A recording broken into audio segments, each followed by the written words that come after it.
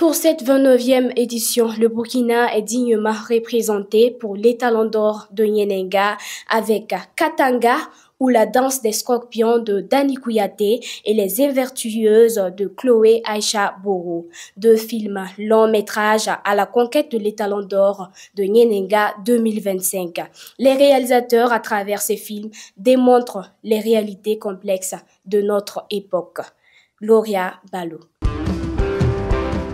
Pour le FESPACO de cette année 2025, deux films burkinabés tentent de hisser haut les couleurs du Burkina Faso. Ce sont Katanga de Dani Kouyaté, un film d'1h53 qui met en exergue les rivalités liées à la gestion du pouvoir. Après Keïta, l'héritage du griot et Sia, le rêve du python, le réalisateur burkinabé nous livre un autre chef-d'œuvre riche en culture.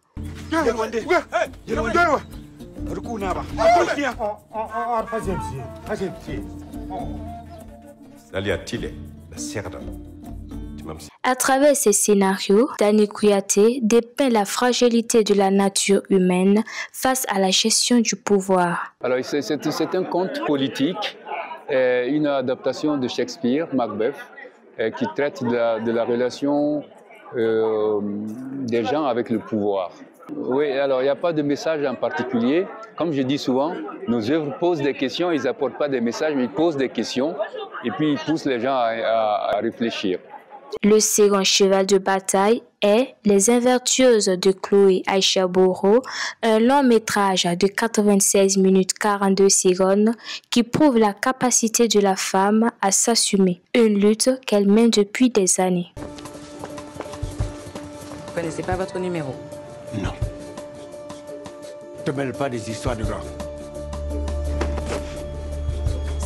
Première femme lauréate de l'Étalon d'Or du long métrage documentaire au FESPACO, Chloé Aïcha Boro reste fidèle à ses convictions avec ce film. Elle invite donc à réfléchir sur la place de la femme dans la société et les diverses pressions qu'elle subit.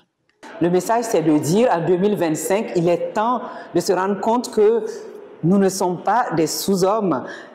Aujourd'hui, il y a un combat que je porte aussi et que je trouve noble, qui est de dire qu'il n'y a pas de hiérarchie entre les humanités sur la base de la couleur. Notre humanité en tant que femme n'est pas inférieure à votre humanité en tant qu'homme.